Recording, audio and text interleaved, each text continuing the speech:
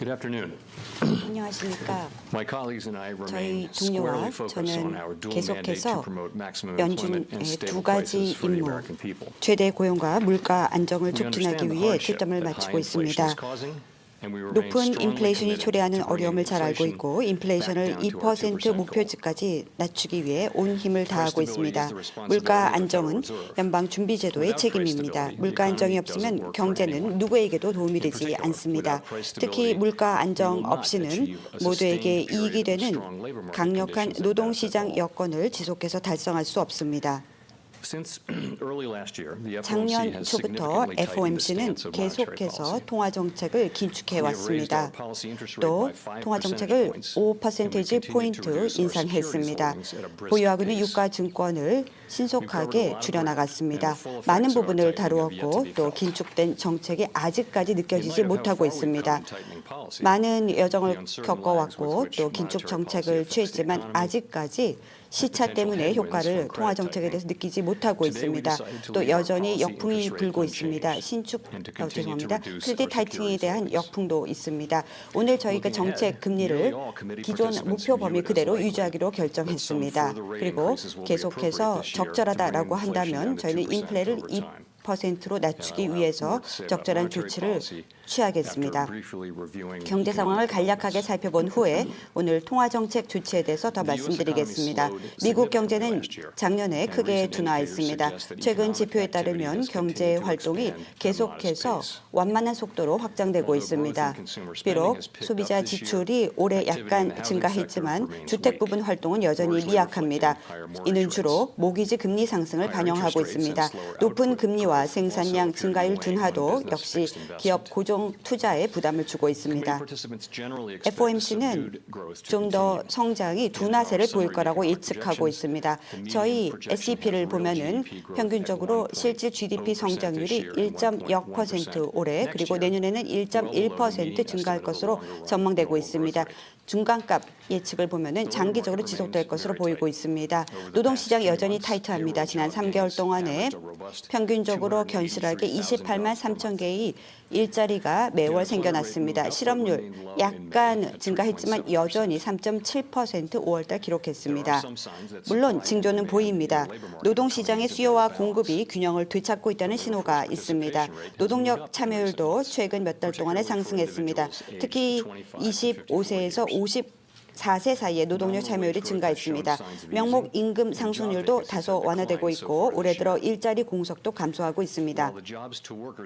그러나 여전히 근로자들의 수요와 공급 간의 갭이 줄어들고 있지만 여전히 노동 수요는 가용 인력 공급을 크게 초과하고 있습니다. 연준은 수요 공급이 노동 시장에서 좀 더 균형을 더 잡을 수 있을 거라고 생각합니다.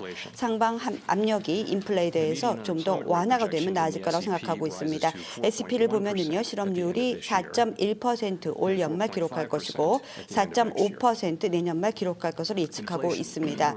인플레이션 여전히 장기적인 목표 2%를 훨씬 웃돌고 있습니다.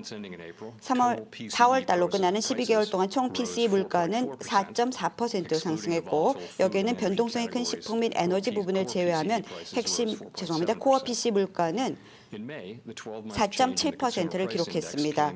또 그 외에도 12개월 동안 계속 봤었을 때 CPI는 4% 그리고 코어 CPI는 5.3%입니다. 인플레이션은 작년 중반 이후로 약간 둔화가 되었지만 여전히 높습니다.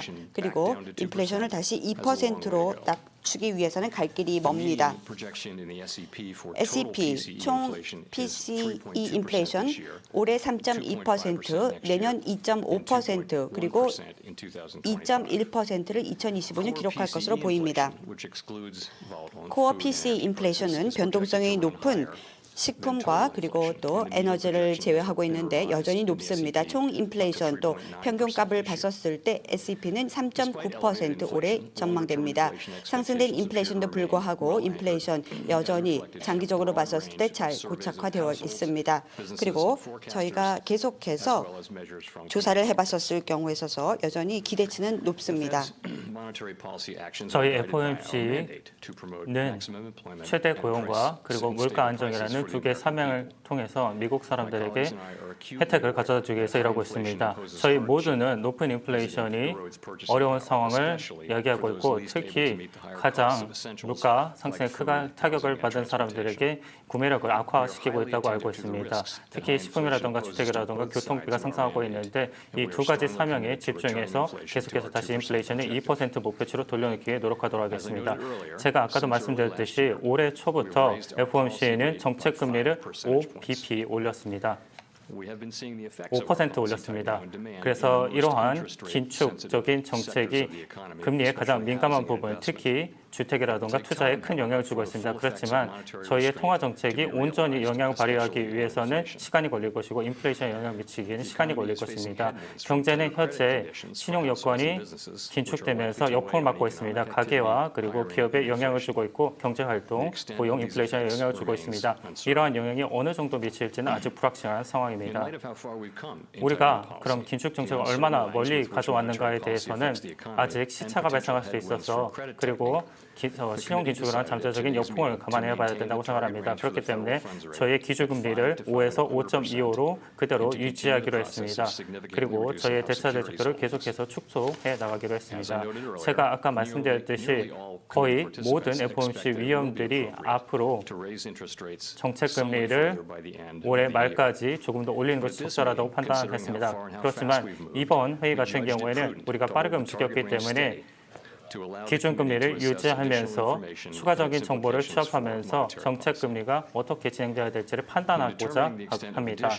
추가적인 정책적인 강화가 적절한지, 어느 정도 적절한지, 그리고 2%를 돌리기 위해서는 어느 정도 필요한지를 판단하기 위해서 계속해서 축적된 통화정책 효과를 판단을 하고 또 시차를 주면서 경제에 영향을 미치는 정책 효과를 판단하고자 합니다. SEP를 보시면은 FOMC 참석자들께서 각각 적절한 정책금리의 향방에 대해서 평가해 주셨습니다. 각각의 참가자들이 가장 가능성이 높은 시나리오를 바탕으로 판단을 해 주셨습니다. 만약에 경제가 예상대로 흘러간다면 추정치 중앙값은 기준금리 기준으로 5.6%를 올해 말에 올리는 것이 적절하고 그리고 2024년 말 기준으로 4.6%, 2025년 기준으로 3.4%가 적절하다고 판단됩니다. 올해 말 기준 추정치 중앙값을 보시면은 0.5% 정도 3월보다 높아진 것을 알 수가 있습니다. 이러한 추정치는 제가 말씀드렸듯이 계획이라던가 확정된 결정이 아닙니다. 경제가 바뀜에 따라서 정책도 적절하게 바꿔서 최대 고용과 물가 안전성을 위해서 달려나가도록 하겠습니다. 앞으로도 저희가 회의별로 의사결정을 내리고 저희가 취합한 데이터의 총체를 살펴보면서 경제 전망에 어떤 영향을 미칠지, 인플레이션에 영향을 미칠지, 그리고 리스크의 균형을 판단하면서 결정을 내리겠습니다. 인플레이션을 다시 한번 2%로 돌려놓고 장기 인플레이션 기대치를 안착시키기 위해서 노력하도록 하겠습니다. 인플레이션을 줄이게 된다면은 추세 이하 성장이 상당히 필요할 것이고 노동시장의 완화가 또 필요할 것입니다. 물가 안전성을 복원하는 것은 최대 고용과 그리고 물가 안전성을 위해서 꼭 필요한 조치입니다. 결론으로 넘어가서 FOMC는 저희의 정책으로 인해서 미국 시민의 그리고 기업에 미친 영향을 알고 있습니다. 저희의 모든 일은 공적인 이익을 위해서입니다. 최대한 고용과 물가 안전성을 달성하기 위해서 노력하겠습니다. 감사합니다. 질문 받도록 하겠습니다. 감사합니다. 코비 스미스 파이낸셜 타임스 기자입니다. 궁금합니다. 연준은 얼마큼 자신감이 있나요? 계속 기다리는 것이 과연 혹시 비생산적이라고 생각하지 않는지요?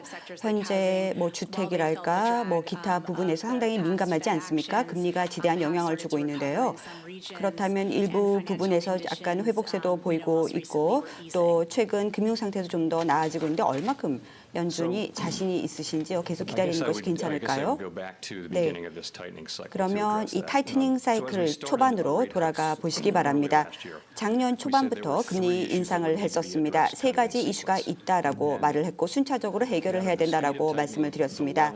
타이트닝의 속도 또 우리가 기대했던 금리 인상 속도 이 모든 것들 정책을 제한적으로 유지를 했었습니다. 다시 돌아가겠습니다. 15개월 전으로요. 그 당시 얼마나 빨리 언제 금리를 인상을 해야 될까?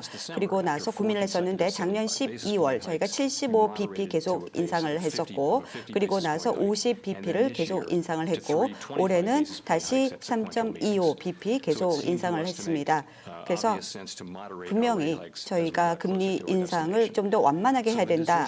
좀 더 우리 목표 금리에 최종 금리에 근접해 왔다라고 생각을 했습니다. 그런데 그렇다고 해서 지금 이번에 기존 금리를 목표 범위로 유지한다라고 하는 것은요. 이 프로세스를 계속 유지하는 것입니다.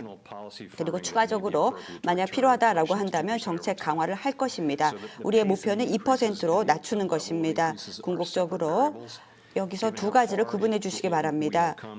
얼마나 먼 거리를 우리가 왔습니까? 따라서 금리를 더 인상하는 것이 필요하지만 완만한 속도로 금리 인상을 할 것입니다. 다시 강조합니다. 연준의 오늘 결정은 이번 회의에 대한 것입니다. 절대로 앞으로 어떻게 할 것이라는 결정을 하지 않았습니다. 차기 회의는 차기 결정을 할 것이고 또 오늘 회의 말고는 뭐 다른 회의에 대해서는 저희가 토론을 하지 않았습니다. 그리고 계속해서 강조드리겠습니다. 이번 회의 우리가 무엇을 할 거지만 강조했습니다. 그러면은 지금 회의에서 6월에 회의를 하시면서 현재 어떤 식으로 정책 인상을 해야 되는지는 논의가 없었나요? 물론 얘기가 나왔었습니다. 그래서 회의별로 얘기가 나왔는데 가장 중요한 것은 이번 회의에 무엇을 할 것인가였습니다. 그래서 두 가지 말씀을 드려야 될 것 같은데 일단 의사 결정이 됐고 그래서 라이브로 이렇게 전달해 드린다라고 정도로 말씀드릴 수 있을 것 같습니다.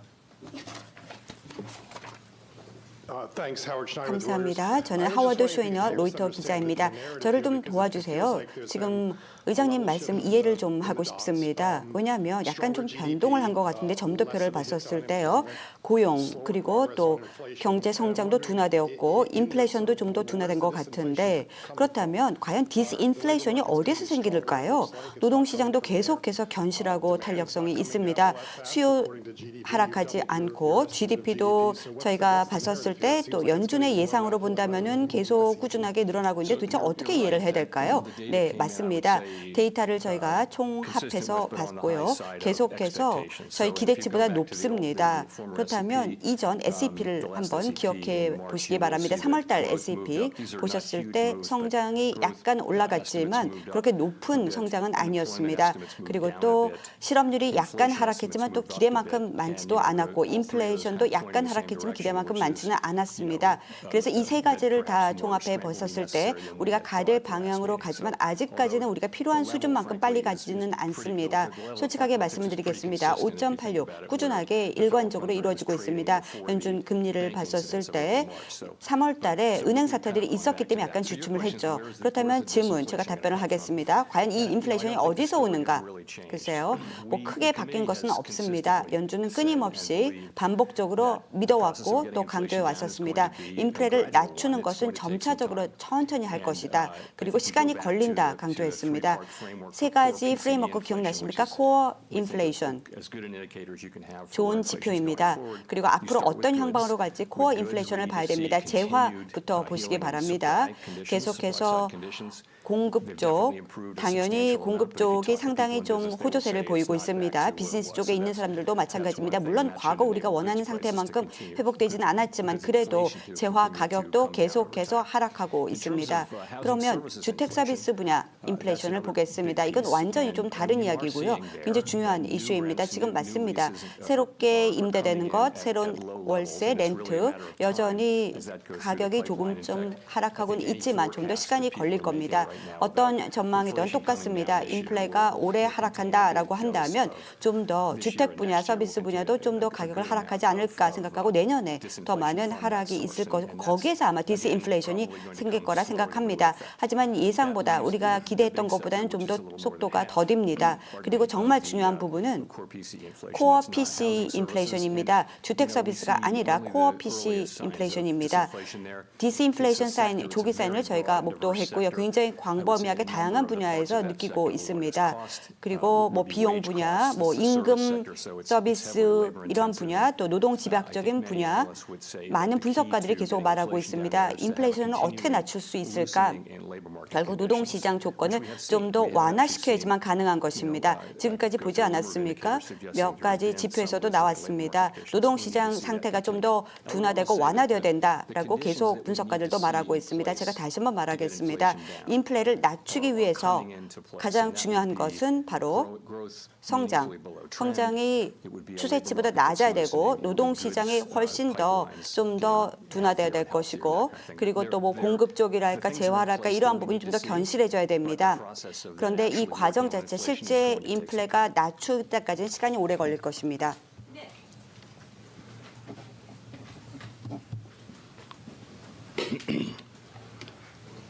닉 테머러스고 월스트리트에서 나왔습니다. 의장님, 지금 중단의 가치 그리고 금리 인상 대비했을 때 인상을 하지 않은 지금 동결이 어떤 가치가 있을까요? 제가 지금 결과를 봤는데 지금 23명이 투표를 하셨고 대부분 사람들이 50bp를 올려야 된다, 오래 올려야 된다라고 얘기를 했는데 지금 오늘 인상을 하지 않은 이유가 뭔가요? 되게 중간을 끊으신 것 같은데요. 사실 지금 금리 인상의 속도와 최종 금리의 수준은 다른 질문인 것 같습니다. S&P를 보시면 저희 측정치가 나와 있는데 개별 의원들이 축적 기준으로 해서 측정을 했습니다. 제가 어떻게 그 수치를 산출했는지는 말씀을 드렸습니다만 일단 속도부터 말씀드리자면 작년에 속도가 너무 중요했습니다. 저희가 최종 금리에 가까워질수록 S&P를 보시면 알겠습니다만 대부분이 이제 최종 목표치에 다다랐다라고 생각하고 있는데 그렇기 때문에 여기서는 약간 속도를 줄이는 게 좋겠다. 그래서 75bp에서 50에서 25bp로 저희가 조금씩 줄여왔습니다. 그래서 저희 FOMC에서 생각하기를 전체적으로 지금의 속도가 좀 완화되는 것이 좋겠다라고 판단을 했고 조금이라도 완화하는 것이 좋겠다. 그게 좀 장점이 있겠다라고 생각을 했고 잠시 멈춰서서 정보를 보고 더 의사결정을 잘 내려야겠다라고 생각을 했습니다. 시간을 벌어서 적응을 하면서 저의 정책 결정이 어떤 영향을 미치고 있는지를 잠깐 판단할 시점이라고 생각을 합니다. 아직 저희가 지금 금융사태가 어떤 영향을 미치고 있는지 100% 파악하지 못한 상황입니다. 아직 초기 상태에 있어서 어느 정도 영향을 줄지는 좀 지켜봐야겠습니다만 그렇기 때문에 그 과정에서 지금 올바른 방향으로 가고 있다고 생각합니다. 그래서 이 두 가지 변수를 별도로 보셔야 됩니다. 그래서 이번에 저희가 스킵을 하긴 했지만 그렇다고 해서 7월에서 어떤 결정을 내리겠다 지금 말씀드린 건 아닙니다. 6월에 말씀해 주셨을 때 CPI 보고서를 보시면은 6월에 7월 전에 보고서가 나오기 때문에 지금 슬루스 보고서를 보더라도 다음 달에 여러 가지 변화들이 예정되어 있는데 그러면 위원회는 어떤 정보를 기반으로 해서 7월에 이번에 스킵을 하겠다 아니면 더 깊게 동결하겠다 어떻게 결정하실 예정입니까? 그것도 마찬가지로 제가 지난 회의 이후로 데이터를 계속 살펴보고 있는데 이번 회의는 저희가 유지하기로 결정을 했습니다. 그래서 3달 정도 저희가 데이터를 항상 끊어서 보고 있는데 말씀하신 거는 이제 한 분기 데이터를 볼 수 있으니까 훨씬 6주 이상의 데이터를 볼 수 있다고 생각합니다. 그리고 계속해서 리스크가 어떻게 변동되고 있는지 금융시장에 어떤 변화가 있는지 모든 데이터를 살펴보면서 전망을 판단하고 결정을 내리겠습니다.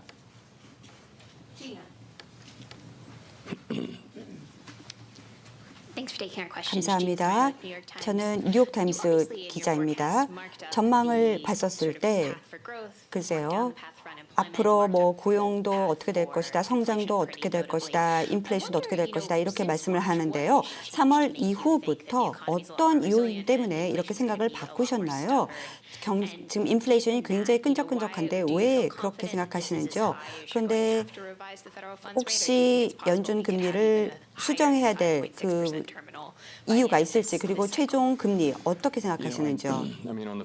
네, 먼저 첫 번째부터 답변을 드리겠습니다. 저희가 데이터를 계속 분석하고 있고 또 취합하고 있습니다. 그리고 또 아마 여러분들 놀라지 않겠지만요. 노동시장의 경제도 저희가 보고 있습니다. 그리고 정말 견실합니다. 믿을 수 없을 만큼 지난 몇 년 동안에 노동시장과 경제가 견실해 왔었습니다.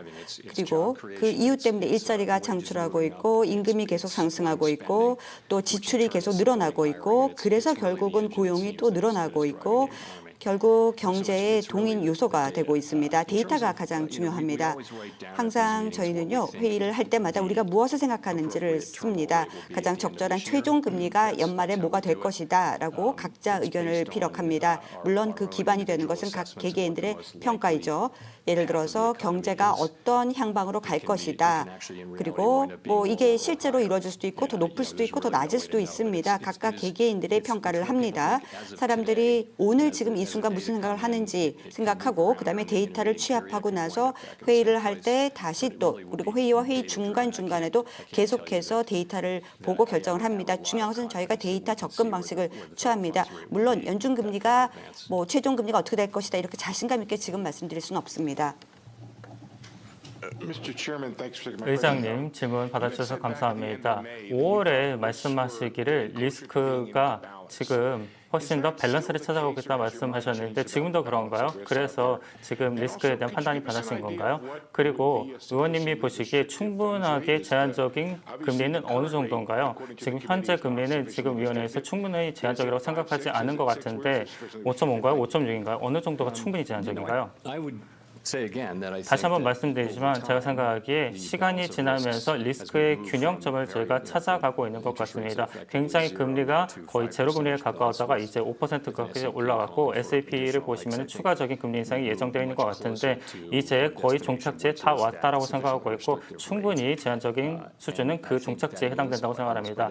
그래서 그 정의상 리스크라는 것은 저희가 판단이 좀 평가 절하될 수 있고 절상되고 있습니다만 그럼에도 불구하고 모든 의원이 생각하기를 지금 리스크 인플레이션이 아직 업사이드를 가리키고 있다. 그래서 아직까지는 인플레이션 위험이 있다고 보고 있고 어쨌든 데이터를 봐야 될 것 같습니다. 만약에 지금 전체적인 인플레이션 데이터를 보시면은 1년치를 보시면은 지난 1년 동안 헤드라인 인플레이션이 크게 변하지 않았습니다. 조금 변하긴 했는데 그럼에도 불구하고 핵심 지표들이 역시 인플레이션이 있다라고 가르치고 있습니다. 그렇기 때문에 앞으로 저희가 바라는 것은 충분한 증거가 있어야 될 것 같습니다. 인플레이션이 충분히 억제가 됐고 줄어들고 있다. 그런 것들을 저희가 보고 싶어 하고 있습니다. 그리고 저희 FOMC는 시차가 있다는 점도 알고 있습니다. 그렇지만 아시다시피 지금 금융시장이 긴축을 한 지 1년이 지났고 그렇기 때문에 지금 이 금리를 유지해도 좋겠다라고 생각한 것이 지난 여름 이후부터 계속 저희가 달려있기 때문에 올해 말까지 지금 가는 과정에서 지금 잠시 멈춰서 영향을 좀 봐야겠다라고 생각을 했습니다. 그래서 조금 완만한 속도로 가는 것이 적절하겠다. 그래서 충분히 판단을 내야 되겠다. 충분히 긴축인지를 판단하려고 합니다.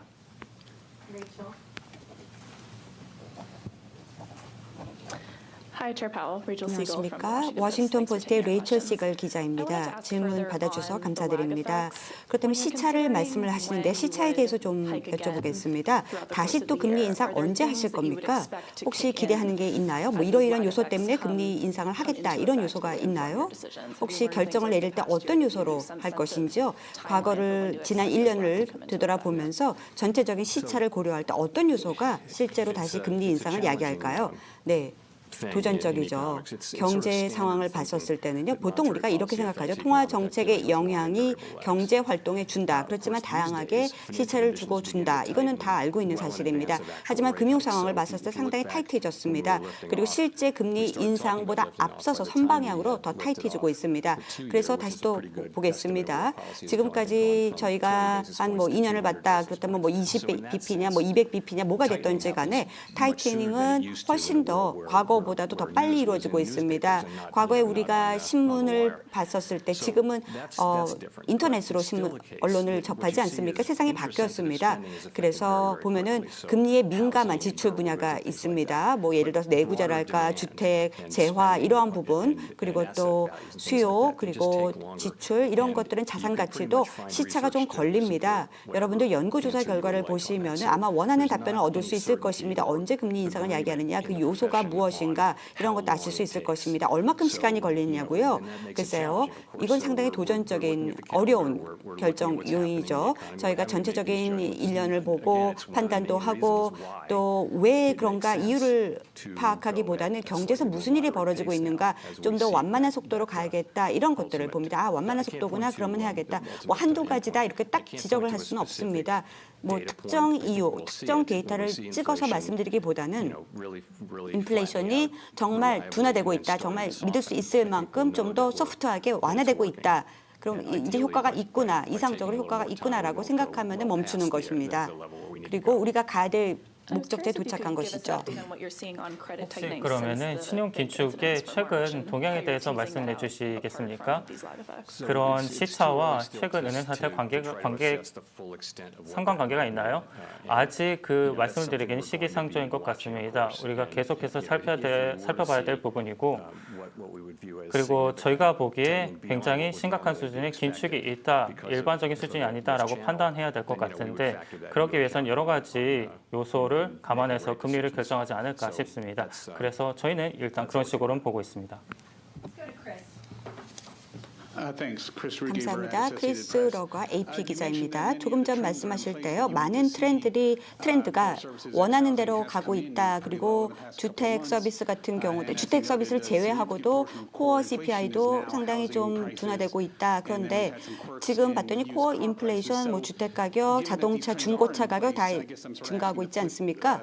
그래서 여쭤보겠습니다. 닉이 질문했던 거에 추가 질문입니다. 왜 이럴까요? 왜 추가적인 금리 인상 원하는 부분으로 안 가고 이번에 더 시간을 두고 동결을 하신 건가요? 그리고 좀 놀랐거든요. 왜냐하면 지금 봤더니 좀 매파적인 스킵을 하신 것 같아서요. 왜 그러셨는지요? 네, 저희가 기억이 납니다. 2년 반 전, 2년하고 3개월인가요? 그 당시 전망을 했었을 때 연준 전망이 꾸준히 일관성 있게 뭐 인플레는 줄어들 거다 이렇게 전망을 했었죠. 맞습니다. 전통적으로 흔히 연준이 했던 전망이죠. 근데 그게 틀렸습니다. 그 전망이요. 여러분들 한번 과거를 반추해 보시기 바랍니다. 코어 PC 인플레를 봐주시기 바랍니다. 지난 6개월 동안 어땠죠? 진전이 없었습니다. 계속해서 그냥 높습니다. 4.5% 이상 계속해서 유지가 되고 있었습니다.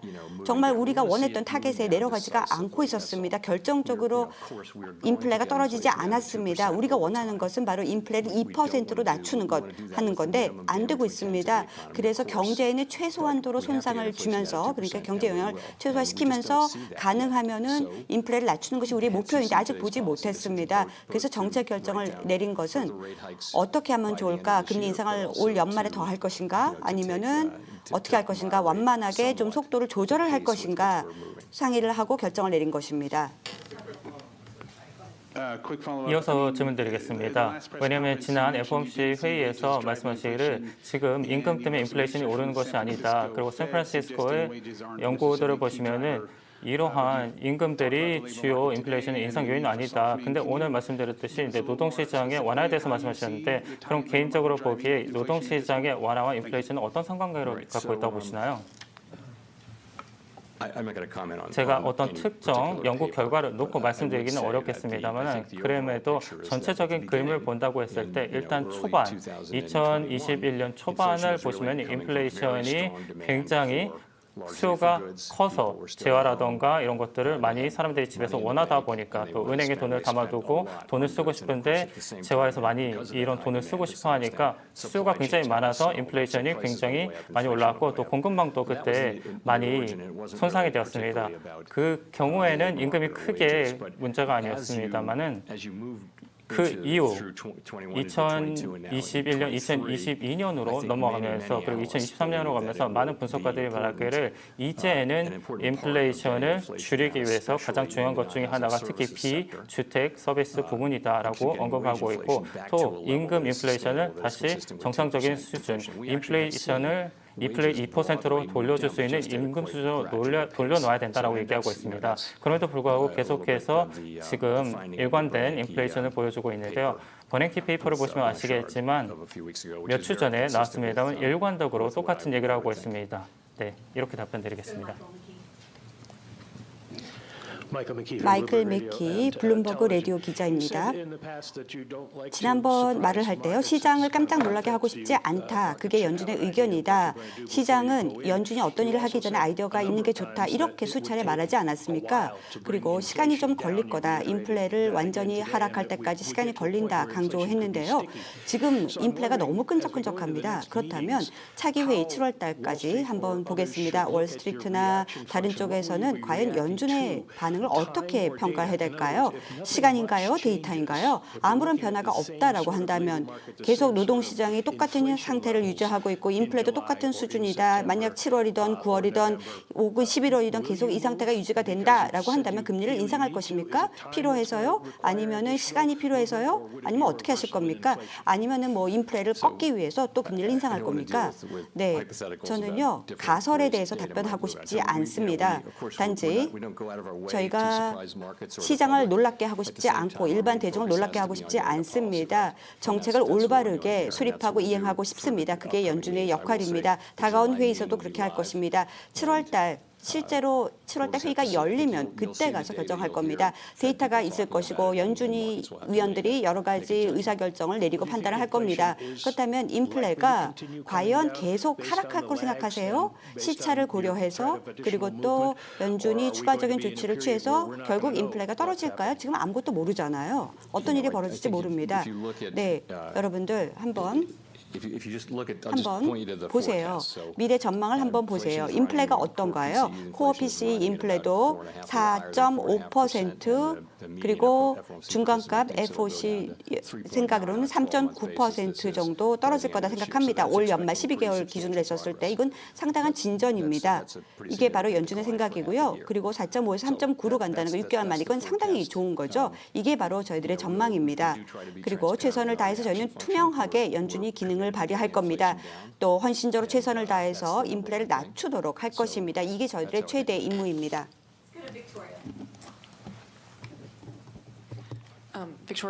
폴리티코의 빅토리아입니다. 의원님, 그러면은 배차 대조표에 대한 말씀 부탁드립니다. 어떻게 생각하시나요? 어떤 식으로 지금 배차 대조표를 관리하실 생각인지 궁금합니다. 어떤 영향을 줄지도 궁금하고요. 혹시 RRP 수준을 낮춰서 은행에 대한 좀 압박을 줄이실 예정인가요? 먼저 첫 번째로 재무 쪽에 대해서 말씀을 드리자면은 일단 이거 말씀드리고 배차 대조표 말씀드리도록 하겠습니다. 일단 재무 쪽을 말씀드리자면 말씀드려도 지난 몇 개월 동안 모든 사람들이 보셨듯이 공개적으로 배차 대조와 관련된 기획을 발표를 했습니다. 그래서 제가 어제도 말씀드렸듯이 재무부에서 지금 시장 참여자들과 논의를 하면서 시장에 어떤 와해가 있지 않도록 하기 위해서는 뭘 해야 되는지를 논의했고 예의주시하고 있습니다. 그래서 재무부에서는 일단 그렇게 얘기를 하면서 대출에 대해서 얘기를 하고 있고 저희 FOMC 측에서는 지금 재무부에서 TGA를 다시 채워놓는 과정에서 예의주시를 또 하고 있습니다. 그래서 이러한 과정을 통해서 RP 대출 제도에 대한 축소가 있을 것으로 보고 있고 또 준비금의 축소가 있을 것으로 보고 있는데 일단 초반부에 있기 때문에 좋은 방향성을 잡았다고 생각을 합니다. 뿐만 아니라 굉장히 높은 수준의 지급 준비금이 남아있고 또 RRP 역시도 마찬가지로 높은 수준을 유지하고 있기 때문에 앞으로도 단기적으로는 대차 대조표를 작게 가져갈 생각입니다. 그래서 그 정도로 이제 재무 쪽에 말씀을 드릴 수 있을 것 같고요. 뿐만 아니라 우리가 지속적으로 계속해서 머니마켓의 상황을 살펴보면서 필요한 조정이 필요하다면 정책 조정을 하도록 하겠습니다. 그리고 또 질문이 뭐였죠? 예. 그러면 RRP의 축소도 고려하고 계신가요? 은행의 부담을 줄여주기 위해서요. 예, RRP 같은 경우에는 지금 돈을 은행에서 빼가고 있는 것 같지는 않습니다. 오히려 줄어들고 있는 것 같은데요. 그렇기 때문에 말씀하신 것은 저희가 그렇게 고려를 하고 있지는 않습니다만 말씀하신 것 같지는 않습니다. 그래서 제가 생각하기에 그거를 그냥 툴 중에 하나로 저희가 필요하다면 이용하고 다른 도구들과 함께 섞어서 머니마켓 문제를 해결할 수 있겠습니다만 지금은 그런 문제가 나타나고 있는 것은 아닌 것 같습니다. 자넬 마테 블룸버그 기자입니다. 혹시 보신 적 있나요? 주택 시장이 좀 더 식었나요? 열기가요? 어떤가요? 최근 들어서 다시 반등하는 것처럼 보이기 때문에요. 그렇다면 통화 정책에는 이런 주택 시장의 반등을 고려하셨나요? 당연히 주택 시장 아주 금리에 민감합니다. 그리고 첫 번째로 저희가 가장 중요시 여기고 있습니다.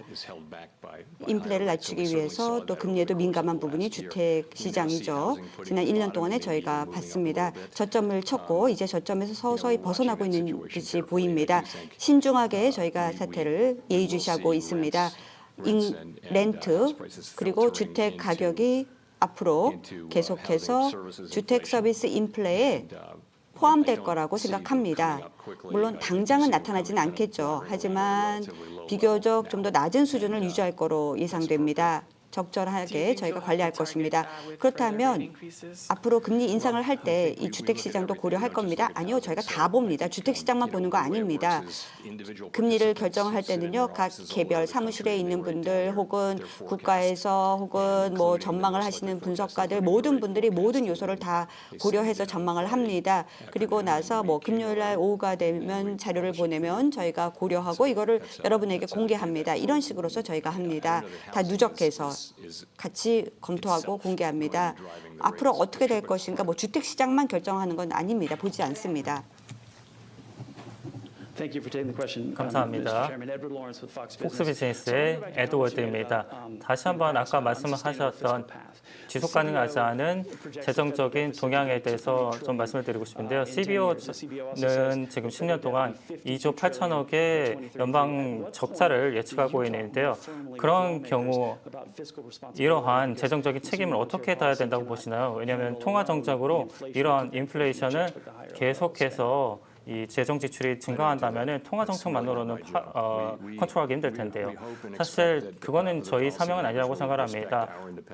국회에서 아니면 정부에서 단독적으로 알아서 할 부분이라고 저는 생각하고 저희 FOMC 측에서는 뭐가 적절한 재정 정책인지 판단하는 것은 저희 소임이 아니라고 생각합니다. 언론에서 제가 여러 번 말씀드렸습니다만 지속 가능하지 않은 재정적인 방향으로 가고 있어서 해결해야 된다고 말씀을 드렸습니다만은 그럼에도 불구하고 그거는 정부에서 알아서 저희가 별도로 적절하게 해야 될 내용이고 저희는 저희 일에 집중할 예정입니다. 그렇다면은 이제 FOMC에서 계속해서 이런 부분에 대해서 조언을 할 건가요? 아니요, 전혀 그러지 않습니다. 어떤 경우에도 그러지는 않을 겁니다.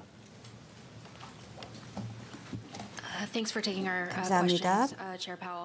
의장님, 그러면 SEP를 한번 보겠습니다. 이렇게 보이네요. 올해 GDP가 상당히 증가한 것으로 보이고요. 실업률 같은 경우도 하향세를 보이고 있는데 그렇다면 이것을 좀 더 연준이 자신감을 가진 걸로 연착륙에 대한 자신감을 가진 걸로 해석해도 될까요? 최소한 연착륙을 기대한다고 저희가 해석해도 될까요? 연준 입장에서요? 3월 달 그렇게 말씀하신 것 같아서요. 아니요, 제가 이렇게 말씀드리겠습니다. 계속해서 저희가 가야 될 길이 바뀐 것은 아닙니다. 다시 말씀드리겠습니다. 인플레를 2%로 낮추는 것, 그게 바로 저희들의 목표입니다. 절대로 저희는 갑자기 뭐 하방세로 접어든다든지 아니면 갑자기 큰 손실을 겪는다든지 뭐 가능하겠지만 저희가 그건 원하는 것은 아닙니다. 견실하고 탄탄한 노동시장, 이것은 점차적으로 열기가 식을 겁니다. 그렇다면 과연 여기에서 우리가 어떻게 해야 될 것인가 가장 중요한 것은 간단하게 말씀드리겠습니다.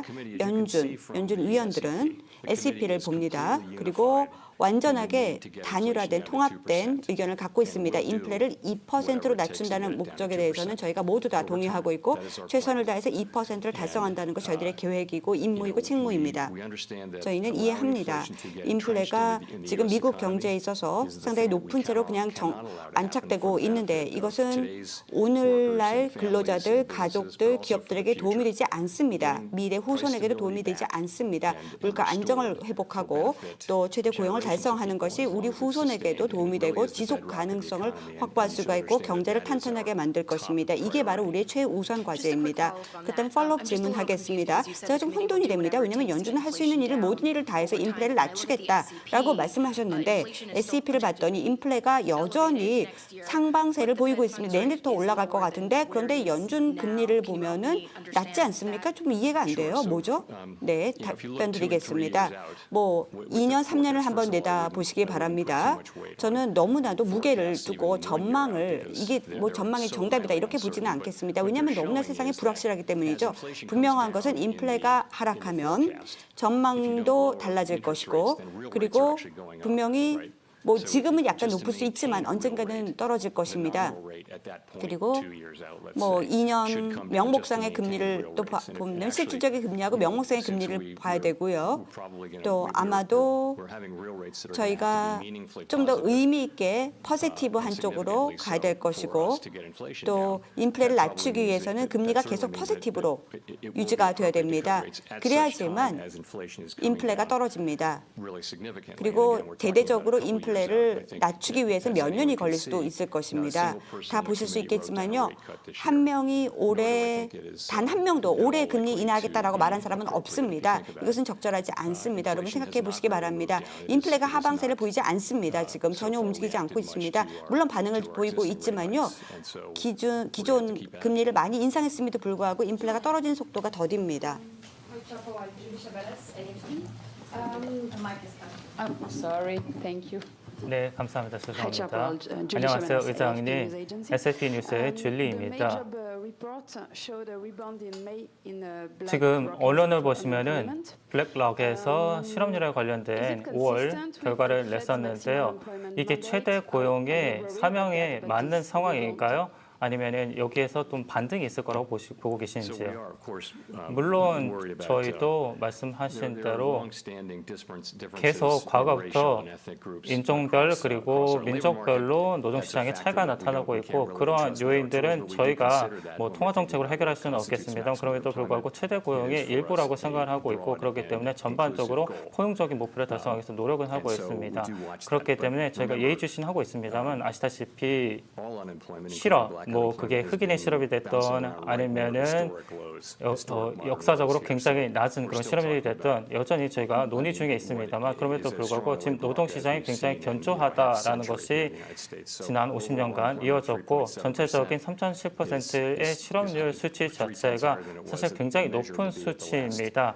그래서 한 달 전에 저희가 측정했을 때보다 훨씬 높고 굉장히 아직 이례적으로 낮습니다. 그렇기 때문에 굉장히 견조하다라고 저희는 보고 있습니다.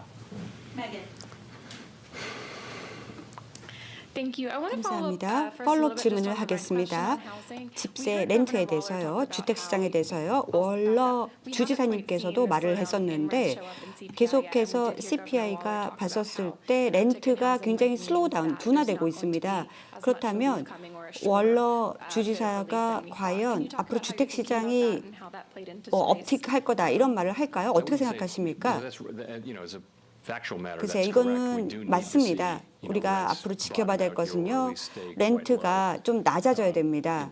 그리고 지금 증가하고 있는데 우리가 원하는 것은 인플레가 낮춰지기 위해서는 렌트도 계속 낮아져야 됩니다. 왜냐하면 렌트라는 것이 주택시장의 CPI에서 반 이상을 상당히 3분의 1 이상을 차지하고 있습니다. 계속 저희가 신중하게 예의주시하고 있습니다. 전반적인 그림을 그려봤을 때 뭐 결정적이다라고는 말을 할 수는 없지만요.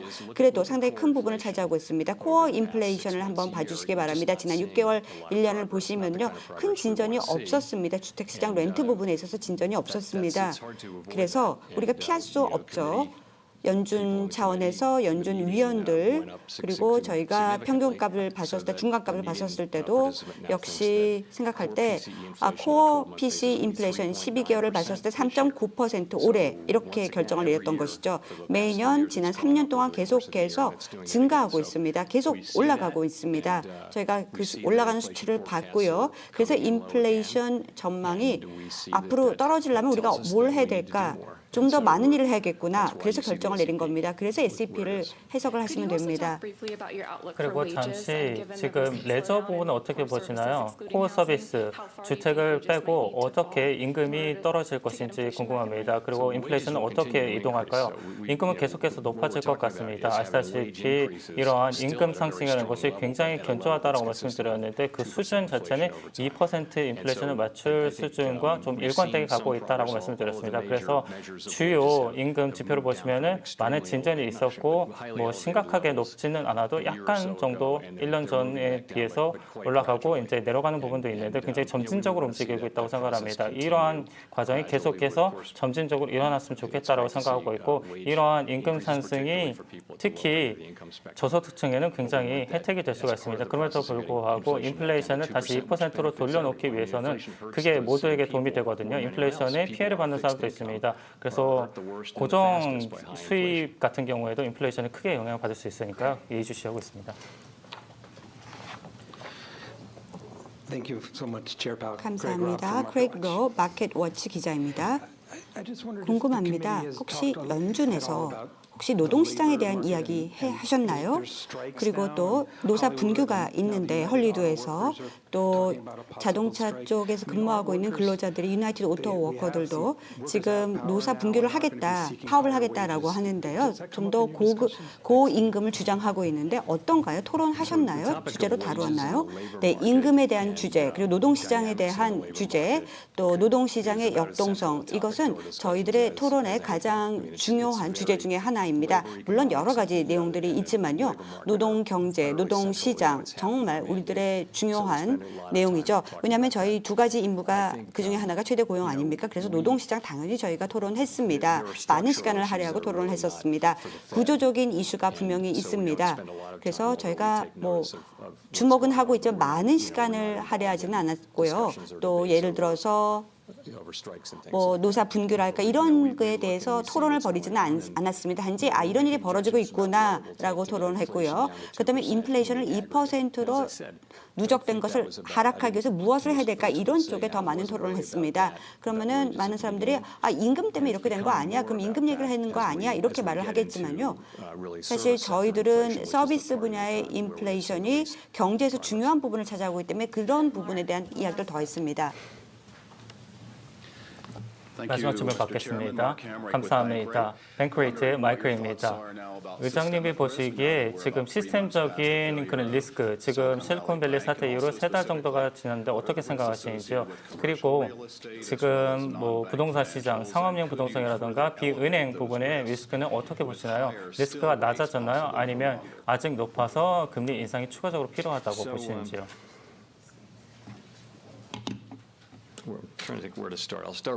어디서부터 시작할까요? 일단 상업용 부동산부터 말씀을 드리자면 물론 저희가 계속해서 상황을 유심히 보고 있습니다.